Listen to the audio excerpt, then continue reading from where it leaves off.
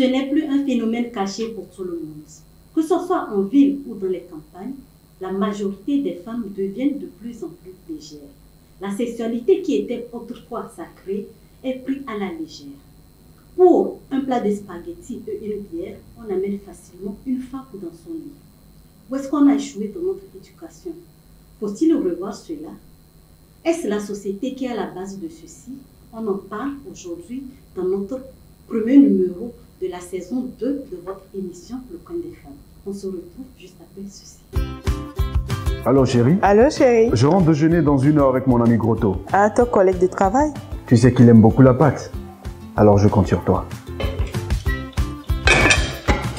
Zut, il n'y a plus de farine. Oh, maman, il n'y a plus de farine? Mais achète des foot. Mais j'ai pas le temps d'aller au moulin. Papa rentre dans quelques minutes. Mais c'est la farine de maïs déjà emballée. La farine de maïs déjà emballée? C'est ce que la maman de Yoyo prépare tous les jours. Ebly Food, c'est du maïs naturellement produit, débarrassé des débris de métaux, cailloux et poussières, puis soigneusement emballé et prêt à être consommé. Farine de maïs Ebly Food, que votre nourriture soit votre médicament. N'hésitez plus, facilitez-vous la vie et restez en bonne santé avec Ebly Food. De retour sur ce plateau, je reçois 2 charmantes personnes qui ne sont pas des moindres. Je veux parler de Monsieur Laurent Afouti, conseiller matrimonial. Bonsoir monsieur. Oui, bonsoir Clémence. Comment vous allez? Je me porte bien, je rends gloire à Dieu et j'espère que vous allez bien également. Je vais très bien, grâce à Dieu. Vous êtes charmante ce soir. Merci, c'est très gentil. Et de monsieur Christophe Kodjovi Amenoutou, juriste. Bonsoir monsieur Christophe. Oui, bonsoir madame. Comment vous allez? Bien, et chez vous? Je vais très bien. D'accord, voilà. Nous vous remercions de nous avoir honorés de votre présence. C'est un plaisir partagé pour la confiance renouvelée. Pour rentrer dans le vif du sujet, on va comprendre c'est quoi le mot légèreté. Pour vous, monsieur Christophe, c'est quoi la légèreté? Je pense que pour ne pas aller loin, déjà quand on parle de léger, c'est ce qui est léger, c'est ce qui est légère. Et pour peut-être le ramener à notre contexte, à notre thème aujourd'hui, c'est le fait de ne pas, en tout cas, de ne pas avoir des principes, des valeurs. C'est une absence, un défaut de valeurs, de principes. Je peux le dire comme ça. Voilà. Monsieur Laurent, vous avez quelque chose à ajouter? Bien, comme déjà il a dit, quand on parle de légèreté, on fait référence au mot léger. Et léger, c'est ce qui n'est pas lourd. Donc, facile à prendre, accessible à tout le monde en fait. Donc, c'est léger quand on a de la facilité à le soulever.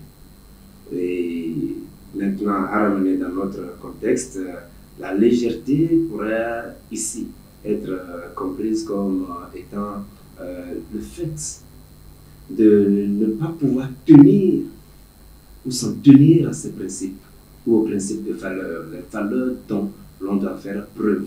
En fait, je le rejoins entièrement, seulement qu'avec d'autres mots, je me permets de dire que le fait de ne pas pouvoir dire, de ne pas savoir dire non à ce qui n'est pas moral, de ne pas pouvoir dire non à ce qui n'est pas bon pour soi et de se laisser emporter par tout vent, on appelle cela, dans ma compréhension, de la légèreté. Je reste toujours avec vous. Pourquoi nos femmes, nos filles, nos jeunes sœurs deviennent de plus en plus légères?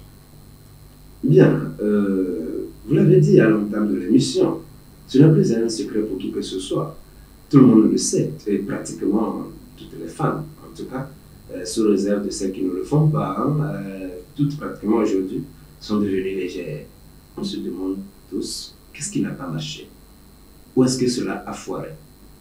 Pourquoi, pendant qu'on pense évoluer, on se rend compte que les valeurs sont abandonnées, sont laissées derrière, alors que normalement on devait évoluer avec?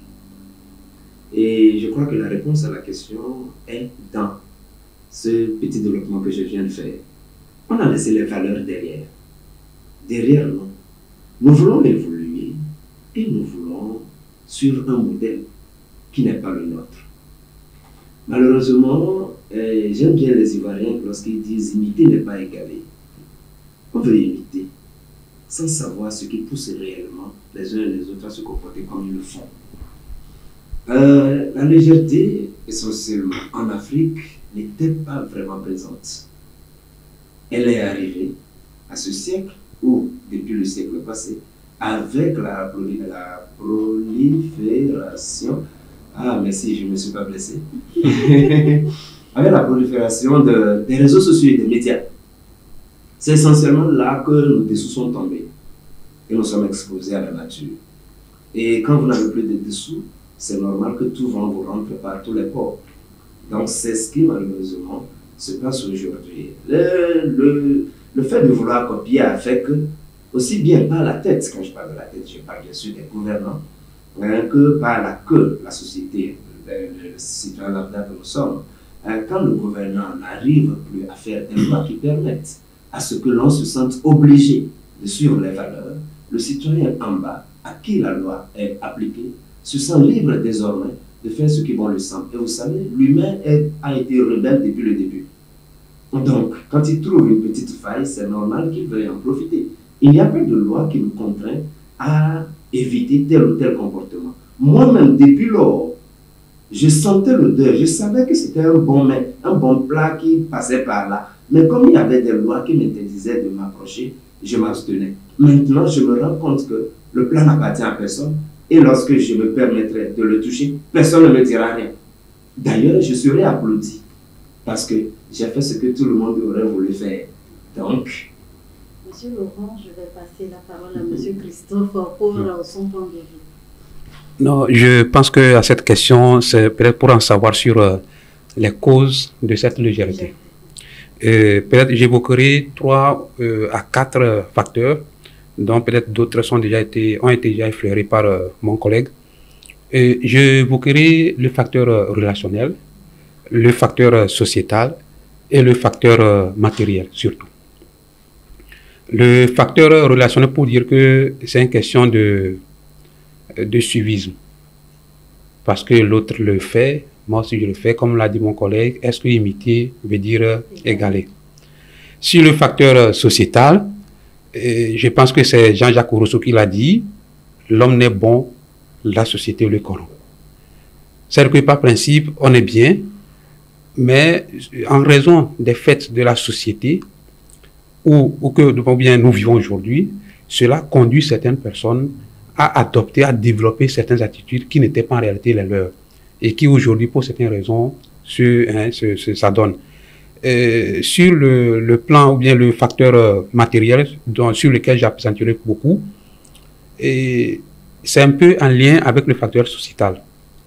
Pour dire que dans l'ancien temps, je l'avais l'habitude de dire, où nos idées, nos ambitions n'étaient pas grandes comme aujourd'hui, ou n'étaient pas plus grands que nous, le monde connaissait la paix. Aujourd'hui, où nos ambitions dépassent notre être, le monde est en guerre. Et je suis sûr que cette guerre n'est pas prête de finir. En ce sens que, aujourd'hui, quelles que soient vos études que vous faites, quel que soit ce que vous faites, et que si nous prenons 2 personnes, 2 individus, 2 femmes par exemple, bien oui, 2 femmes, l'autre qui est peut-être dans une maison villa, dans un studio, tout est interne, tout est bon, l'autre se pose la question, mais bon, pourquoi moi je n'y suis pas? C'est vrai qu'on ne sait pas par quel moyen l'autre est passé pour en arriver là. Quel est le temps qui a été mis pour qu'elle puisse parvenir à ce résultat? Tout le temps, on se dit, mais il faut que moi aussi j'ai ça. Et puisqu'on n'a pas les mêmes réalités, on n'a pas les mêmes moyens, tout le monde est d'accord qu'il y a des moyens faciles pour avoir les choses. Et entre la facilité et la rigidité, mais tout à l'heure, on opte pour ce qui est facile. Donc, ce qui fait que sur le plan matériel, ça pousse beaucoup de personnes en raison de nos ambitions. Et c'est devenu un jugement social. Parce que toi, tu n'es pas dans une villa, tu n'es pas dans un studio interne, tu n'es pas dans ça. D'abord, tu as honte, tu as peur que tes amis, tes collègues te visitent. Et aujourd'hui, il suffit que vous soyez des employés, des travailleurs ou des fonctionnaires de même catégorie, de même service, que l'autre vient chez toi, qu'on te trouve dans un état dont on présage, on te dit, mais bon, pourquoi lui, à son niveau, il n'est pas dans tel état, dans telle chose. Voyez-vous, donc, ce sont des faits qui poussent l'individu, et pire encore, les femmes, à s'adonner à certaines attitudes. Donc, le facteur sociétales et matérielles qui se rejoignent. Et on veut aussi être comme les autres, mais tu n'as pas les moyens. Tu n'as pas les moyens de tes politiques. Tu es obligé de passer par des voies qui sont illicites, qui sont en réalité prohibées. Je vais m'attarder sur le phénomène matériel, Oui. Oui. Mais on voit que certaines femmes ont tout. Oui. Elles ont un foyer, Oui. un bon mari qui s'occupe d'elles, Oui. de charmants enfants, Oui. un bon boulot bien rémunéré, Oui. mais elles le font. Et Voilà. ça là, je dirais que d'abord, tout est question de personnalité. Et c'est aussi, cette attitude est poussée par le facteur de curiosité et de goûter voir. Je ne sais pas si vous me suivez. Je vous suis. Voilà. Ça veut dire que quoi? Et aussi, c'est une question d'habitude voilée ou non connue. Parce qu'on dit souvent que quoi? Que l'habitude est une seconde nature. Ça veut dire qu'en réalité, la personne était habituée à se comporter de la sorte, ou en faire de telles choses avant peut-être, qui n'a pas été dévoilée ou connue par les autres. Mais puisque on ne peut pas, c'est-à-dire le tuer ou bien tuer cette habitude en elle, ça finira pas un jour par s'exprimer. Et là, c'est la révélation d'une habitude que la personne cachait ou n'était pas connue des autres. L'autre facteur, c'est ce que je viens de dire, c'est la curiosité et le goûter voir. Vous l'avez bien si dit, vous l'avez bien si fait de le dire. Il y a d'autres qui ne manquent de rien. Mais sous l'effet aussi du facteur relationnel, où on se dit, mais tu sais, toi, tu es à la maison tous les jours, bon, pourquoi quand même tu es trop soumise? Il faut aussi sortir, il faut s'enjailler un peu. Et tout à l'heure, la personne dit, mais tu as raison quand même. Hein. Et je vais souvent dire que quand vous discutez avec une personne, et la personne vous dit, tu as quand même raison. Hein. La personne qui vous dit ça automatiquement, il faut avoir peur d'elle. Parce que c'est une personne qui est prête à tout faire, à changer aux secondes qui suivent. Donc tout à l'heure, la personne à la maison, elle a tout. Elle bénéficie de tout, mais elle se dit, mais bon, quand même, il faut que moi aussi, je vois comment est-ce que les autres le font. Bon, une fois essayé, qu'est-ce que ça va gâter? Alors que, en oubliant que ce simple geste... Oui. Oui, c'est la même question. C'est la même question. D'accord. Aujourd'hui, comme vous l'avez déjà dit, et il a aussi effleuré, pour ne pas dire qu'il a développé, il y a certaines femmes qui ont effectivement tout ce dont elles ont besoin. Elles ont le confort nécessaire pour ne pas aller vers là. C'est là que quelque part, l'aspect matériel, l'aspect, comment il a développé, il avait sociétal et relationnel. Non, le troisième. Le matériel, sociétal. Le matériel. L'aspect matériel n'intervient pas réellement. D'accord? Parce qu'à la base, c'est une question d'éducation. À la base. Vous avez beau vouloir me mettre dans quelque chose, si j'ai été bien éduqué, je vais vous regarder, je vais vous dire, chez nous on ne fait pas ça. Je ne le ferai pas. D'accord? C'est vrai qu'il y a des prédispositions. Comme il a dit, il y a certaines femmes qui, peut-être pas qu'elles avaient eu cette habitude ou qu'elles avaient eu cette vie-là, mais elles voyaient la chose d'un œil et elles s'interrogeaient également là-dessus. C'est peut-être quelque chose qu'elles auraient bien voulu essayer aussi. Mais bon, à cause de qu'en dira-t-on, à cause de tout ce qui l'entoure, elle se dit non, je ne vais pas me le permettre. J'ai un mari, j'ai des enfants, j'ai des responsabilités. D'ailleurs, j'ai une image à préserver. Qu'est-ce qui va me pousser à faire cela? Mais l'aspect relationnel, pour ne pas dire l'influence des amis, d'accord? Et on dit souvent, dis-moi qui tu hantes, je te dirai qui tu es. Ceux que tu fréquentes peuvent avoir de l'influence négative sur toi. Donc, si cette femme vit dans un environnement où fréquente des personnes peu et recommandables, c'est normal que tôt ou tard, cette femme finisse par tomber dedans. Même si ce n'est pas manifestement, elle va le faire dans la clandestinité. Certaines ne le font pas pour de l'argent.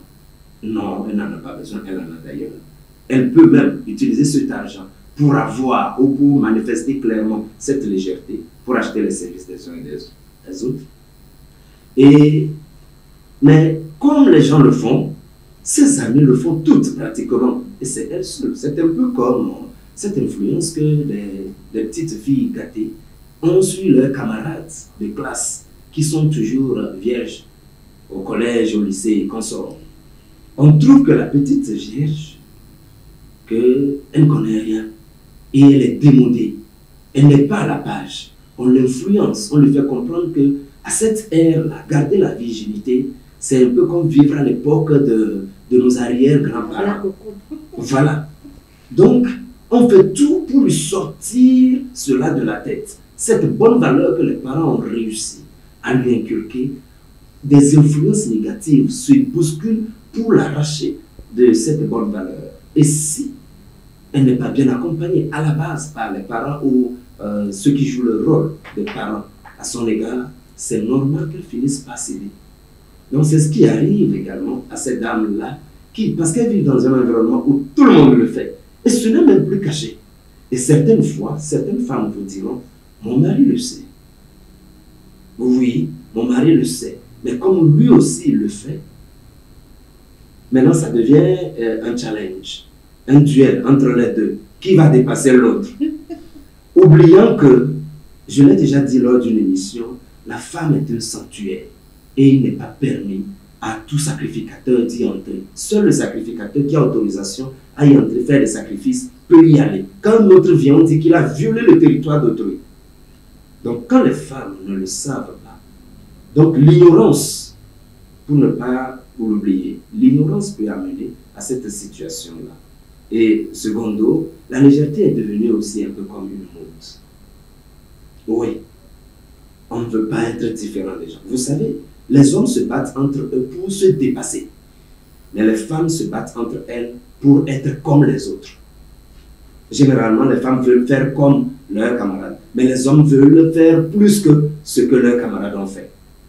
Donc, quand la femme veut faire comme, elle fait comme. Et certaines fois, pire que les hommes, elle dépasse. Surtout dans la légèreté. Ok. Et on reste toujours dans le même cadre. Le conseiller matrimonial a parlé de l'éducation. Mais fois, elle constate que ce sont certaines mamans, certains parents qui même poussent leurs filles dans ce chemin. Quelle appréhension avez-vous? Sur le fait que ce sont les parents qui poussent... Ils encouragent leurs filles. Ils disent, mais tu es une jeune fille, non, tu as tous les atouts. Mais il faut sortir, nous ramener quelque chose. Non, je pense que je m'en souviens que lors d'une émission sur un plateau sur la question du travail des enfants et la mendicité, on l'évoquait parce qu'il y a d'autres parents qui le font, surtout sur le plan de la mendicité, où d'autres parents disent allez quémander, allez faire cette chose, allez mendier pour venir nous nourrir. D'abord, c'est une irresponsabilité et c'est un déshonneur pour une famille, pour un parent responsable, raisonnable, de dire à son enfant qui en réalité est une personne qui est soumise à son entretien complet, de l'amener, de l'envoyer, de le faire. Ça, c'est une irresponsabilité. Et pire, ce sont des parents qui n'ont pas de valeur. Sinon, pour un parent qui a des valeurs, qui a des principes, qui a en tout cas des coutumes, qui garde bien, on ne peut pas le faire. Moi, je pense que c'est de l'irresponsabilité, tout simplement. Oui. On marque une petite pause, on se retrouve juste après ceci.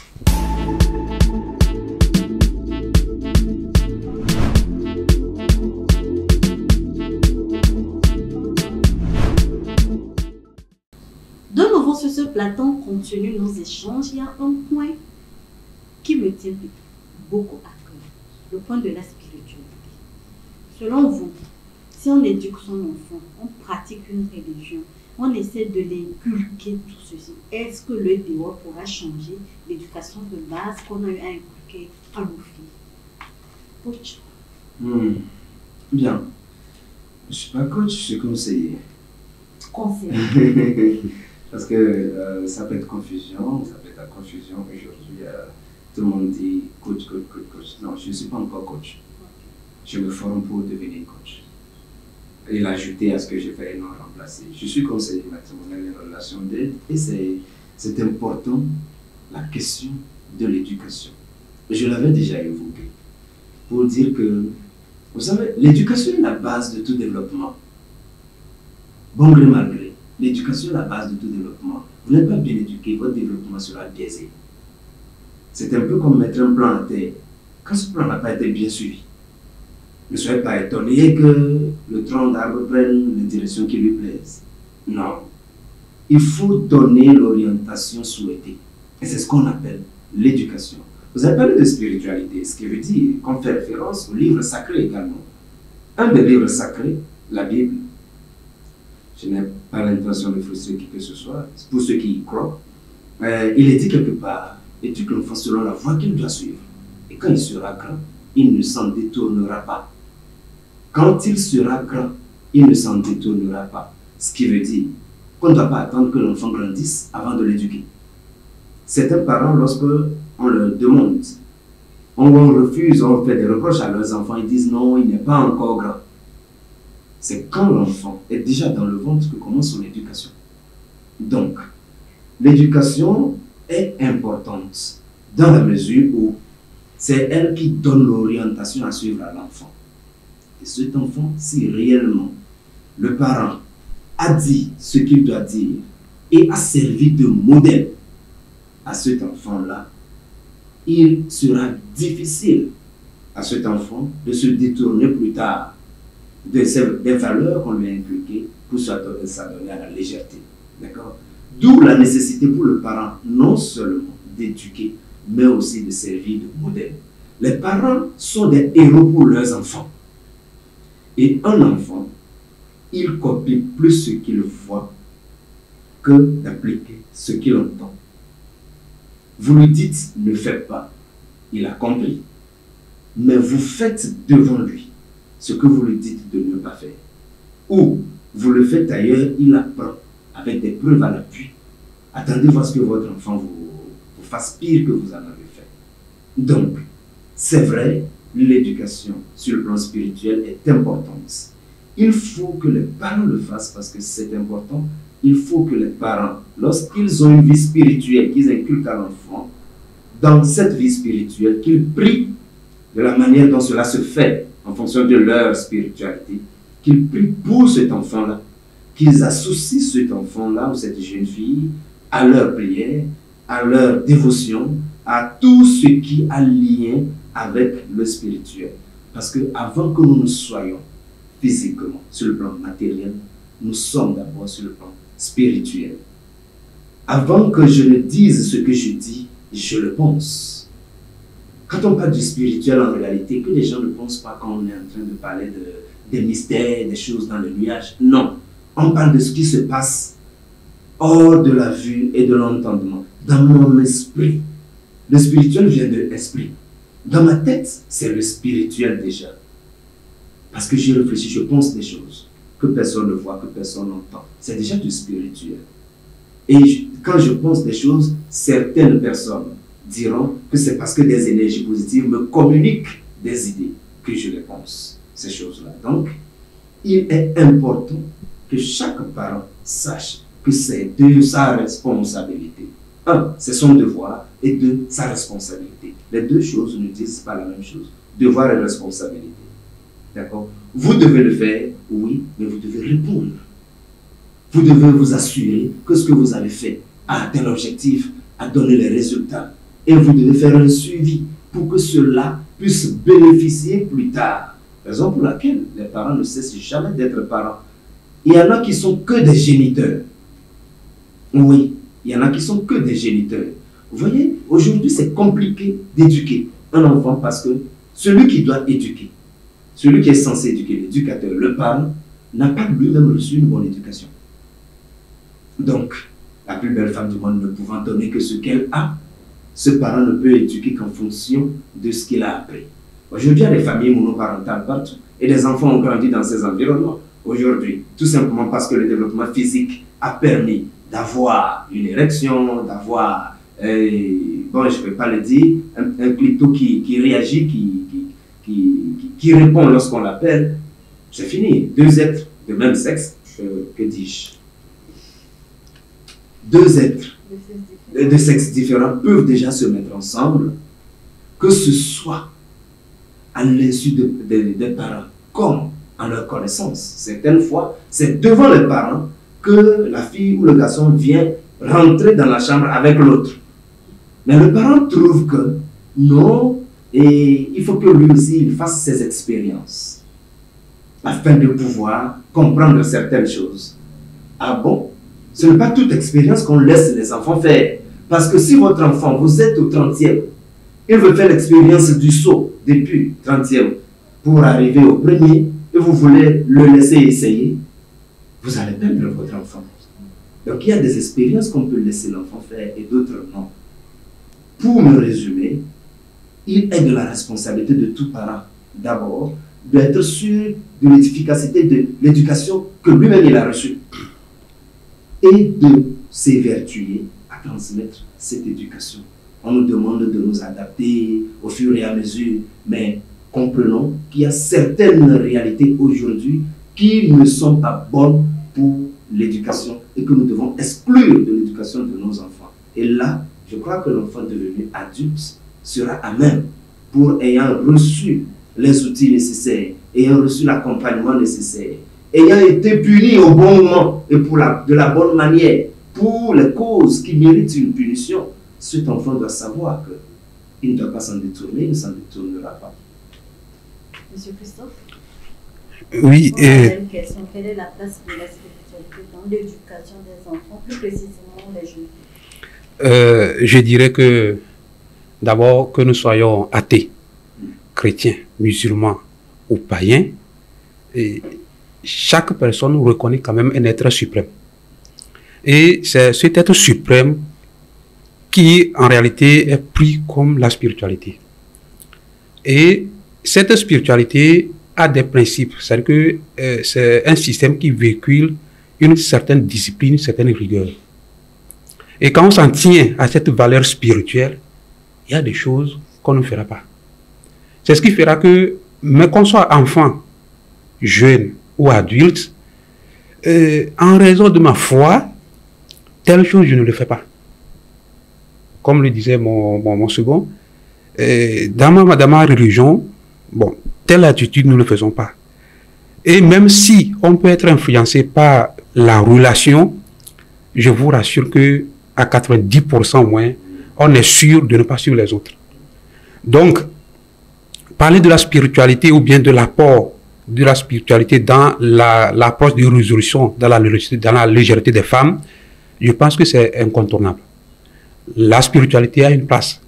Parce que, comme l'a dit mon frère, nous sommes des chrétiens, moi je suis chrétien, et il avait dit que quoi?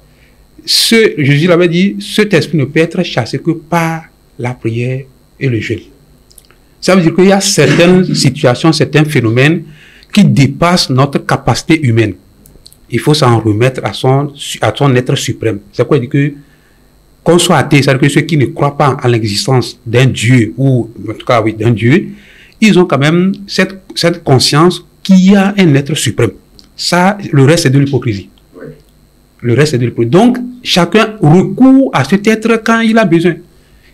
Tout le monde, quand veut faire, quand vous posez certains actes, chacun quand même, intérieurement, comme l'a dit mon second, en esprit, on invoque ou bien on prie. À qui? Ah, il faut que pour ce dossier que je veux faire, ou bien cette aventure, cette sortie, que ça me rapporte quelque chose. Cette prière est adressée à qui? C'est à un être suprême à qui on croit qu'il peut faire ce que nous on ne peut pas faire. Vous pensez que si j'ai la capacité peut-être de soulever ceci-là, en quoi est-ce que je vais prier mon Dieu? Non. Et c'est ça, c'est pourquoi, sachant que il faut nous limiter, quoi.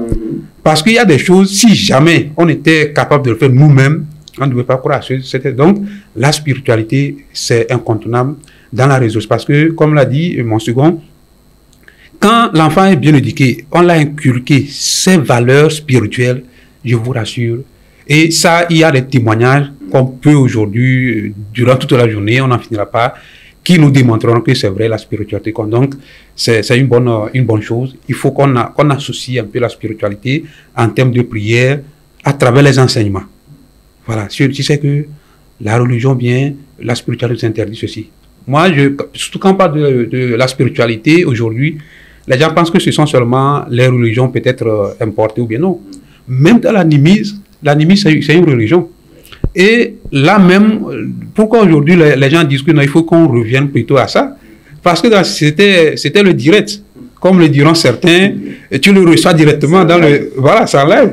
Ouais, vous savez que ces filles ou bien ces femmes qui sont de certaines religions, par exemple, il y a des choses qu'il ne faut pas. Ça, c'est interdit, c'est interdit. Ce n'est pas une question à débattre. Et aujourd'hui, malheureusement, comme l'a compris certains, je suis désolé de le dire, le diable a compris cela et on combat ses valeurs. On dit non, vous savez, non, ça c'est pas la religion. Tu es libre, hein, la religion n'applique pas. Parce qu'on sait que c'est grâce à la religion, grâce à ces valeurs, que le monde connaît la paix. Et puisqu'ils sont des ennemis de la paix, ils partiront dès la source pour tuer en nous ou bien dans le monde ces valeurs, c'est-à-dire ce qui retient encore le monde dans la paix, pour qu'on tombe dans le désordre. Donc, c'est très important qu'on puisse s'attacher à ces valeurs de spiritualité, de religion, pour qu'on puisse vraiment venir à bout à ces fléaux. Voilà. Si vous permettez, il y a un aspect assez important que nous négligeons aujourd'hui beaucoup. Toujours sur le plan spirituel, il y a ce que nous appelons la possession spirituelle. Aujourd'hui, la plupart des femmes ou des jeunes filles, la plupart d'entre elles sont possédées par des esprits de sirène. Je le dis parce que j'en reçois qui le confessent, j'en reçois qui n'en ont pas conscience, mais dans leur parler, lorsque je m'en rends compte, je les amène à faire un certain nombre d'exercices et finalement elles se rendent compte que, effectivement, c'était une vérité. Raison pour laquelle certaines se comportent de certaines manières. Vous savez, je me rappelle encore une petite histoire. C'était une dame qui, lors de certaines séances, a fini par être, en tout cas, libérée de ce qu'il a possédé. Elle venait ainsi de perdre 11 années de sa vie. C'est-à-dire que son dernier souvenir remonte à 11 ans. Son dernier souvenir, après être libéré de ce qui la dérangeait, son dernier souvenir remontait à 11 ans. Ce qui veut dire que tout ce qu'elle a fait pendant toute cette période-là, ce n'était pas elle. Et il y a cette réalité-là. Je suis un jour tombé sur une plateforme WhatsApp dénommée Initiation à Mami Wata. Je l'ai dénoncé sur mon profil Facebook, pas sur ma page, mais sur le profil. À ce jour, ça doit être encore là si personne ne l'a déjà signalé. J'ai fait capture, parce que moi je suis dans plusieurs groupes de jeunes pour pouvoir les atteindre et tout. C'est là que j'ai reçu l'invitation. Et waouh, un si bon groupe. Parce que je vois déjà combien seront les membres de ce groupe-là. Et j'ai alerté les parents sur le sujet. Qu'ils sachent qu'il y a un groupe d'initiation. Lorsque vous intégrez le groupe, c'est pour être initié. Votre petite fille de 14 ans qui vous donne un téléphone, votre fille de 16 ans, de 17 ans, qui était bien polie, bien disciplinée, et tout ça, que vous voyez toujours réglo, à un moment donné, il y a des choses qui ne vont pas bien, vous commencez par l'interroger, et sa réaction vous frustre. Vous devez savoir qu'il y a quelque chose qui ne va pas. Elles abondent dans la rue. Et elles ont des signes particuliers. Je ne vais pas les énumérer ici, ces signes, mais elles ont des signes particuliers. Et il y a des responsables, des femmes qui occupent des postes de responsabilité, qui sont dans de grosses cylindrées, mais qui sont ou qui appartiennent à ces regroupements, qui certaines fois sont même les reines de ces groupes-là. Et les filles sont les autres membres. Elles sont initiées, elles sont dans des églises, elles sont dans des mosquées, elles sont dans des communautés dites idolâtres, animistes, elles sont partout. Et essentiellement celles-là, la légèreté, c'est leur mode de vie. C'est leur mode de vie. Vous vous amusez une minute, on vous emporte. Je me rappelle une qui s'était approchée de moi pour s'en sortir. Je lui demandais son mode opératoire. Bon, elle s'est expliquée. Je ne vais pas le dire ici. Elle s'est expliquée. Mais ce qu'elle m'a dit de choquant, c'est que ce qui est particulier à elle, particulièrement sa mission, c'est que lorsqu'elle couche avec un homme, cet homme va avoir des problèmes dans son business pendant 1 an. Lorsqu'elle couche avec lui une fois, donc autant de fois, autant d'années. Elle dit waouh! Donc, quand les gens nous disaient, quand on était encore tout jeune, qu'un seul rapport sexuel peut détruire une destinée, ce n'est pas faux. Elle a dit que c'était sa mission à elle. Mais elle a tellement détruit de destinées qu'elle n'arrive plus à s'en sortir. Elle est dérangée parce qu'elle est arrivée jusqu'à détruire ses propres frères. Parce qu'elle a couché avec ses propres frères. Et c'est gâté. Les parents s'inquiétaient, se demandaient qu'est-ce qui ne va pas depuis un certain moment. Elle n'avait pas le courage de dire que c'est elle qui a séduit ses deux frères et qui ont, chacun à son tour, sans savoir que l'autre est passé, couché avec elle, et depuis lors, plus rien ne va.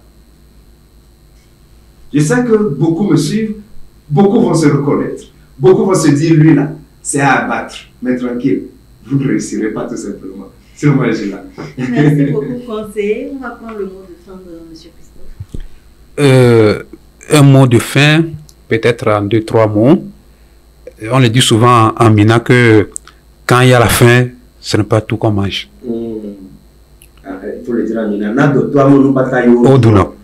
Ça, permettez qu'on le dise comme ça. Non, c'est notre langue. Oui. Donc, non, il a déjà, donc, ils l'ont compris. Pour dire à nos sœurs qui s'adonnent à ces pratiques qu'il y a beaucoup de choses à faire aujourd'hui, qu'on n'est pas obligé de faire comme les autres.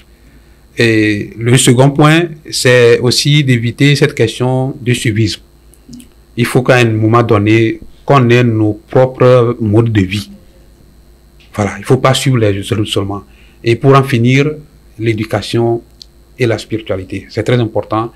On ne peut pas s'en dessaisir de cet esprit si ce n'est que par la prière et le jeûne. Je vous remercie. Merci beaucoup, M. Christophe. M. Laurent. Bien, je crois qu'il a dit l'essentiel à retenir. Si je dois en ajouter, c'est inviter d'abord les parents à jouer pleinement leur rôle. Tant qu'un parent est vivant, son rôle continue. Tant que le parent est vivant, son rôle de parent continue. Et il faut que les parents arrêtent de vouloir faire plaisir aux enfants en les suivant. Ce sont vos enfants. La loi a dit ci, la loi a dit ça. Lorsque ça va péter, la loi ne fera rien pour vous. Je suis désolé. Lorsque ça va péter, la loi ne fera rien. La loi est toujours là pour toujours voir ce qui est écrit. Et la loi peut dire que cet enfant qui a mal agi et qui amène des problèmes à la maison a raison. La loi peut le dire. Mais vous seuls savez ce que vous vivez dans vos 4 nuits chez vous. Ça, c'est pour les parents. Pour les jeunes qui nous suivent. Il n'y a rien devant. Là où vous courez pour aller là, c'est là-bas les gens quittent. Ceux qui sont rentrés sont en train de sortir parce qu'ils ont vu ce qu'il y a dedans. Je peux vous dire à ce jour-là que si les filles ne savent pas faire, elles vont continuer par souffrir. Et ce sont elles qui vont plus souffrir. Elles n'ont pas fini de souffrir. Hein. Ce que vous voyez là, ça c'est que l'introduction de la souffrance. Le corps du devoir arrive. Elles vont souffrir. Elles vont taper 45 ans sans copain. Elles vont taper 79 ans sans prétendant. Parce que tout le monde a déjà visité l'endroit. Tout le monde est passé. Qui va prendre? Non, ce n'est pas moi qui vais garder. Est-ce que vous avez entendu dire qu'on a privatisé un WC public? Non, c'est plutôt un WC privé qui peut devenir un WC public. Mais privatiser un WC public, quelqu'un s'en saisit comme pour usage privé, il n'y en a pas encore. Donc, les rigoles sont des rigoles, les retenues d'eau sont des retenues d'eau, les poubelles, les dépotoirs sont des dépotoirs. Personne ne veut garder cela dans sa chambre. Donc, toute fille qui se donne la légèreté doit s'attendre aux conséquences dans l'avenir. Et aux hommes de ne tolérer ni d'aujourd'hui, ni demain, ni d'Adam, ni d'Ève, aucune légèreté dans leur relation. Tu constates ça, frappe, dégage, avance, l'avenir est devant. On ne va pas traîner avec des pourritures tout en espérant arriver loin. Ma voix est tombée comme on le dit chez nous. Merci beaucoup. Je prends quelques secondes pour sourire parce que ça fait rire, mais c'est la toute réalité. C'est sur les mots de nos invités du jour que nous refermons l'émission. Vous aurez les extraits sur nos pages Instagram, Facebook, l'intégralité de la vidéo sur la page YouTube Kajaku TV. Likez et commentez, abonnez-vous. Laissez en commentaire vos avis de suggestions, les sujets dont vous voulez qu'on débatte. On se fera un plaisir de vous répondre. En attendant un second numéro sur ce même plateau avec d'autres invités aussi scotchants qu'aujourd'hui, restez beaucoup sur vos objectifs. À la prochaine. Bye.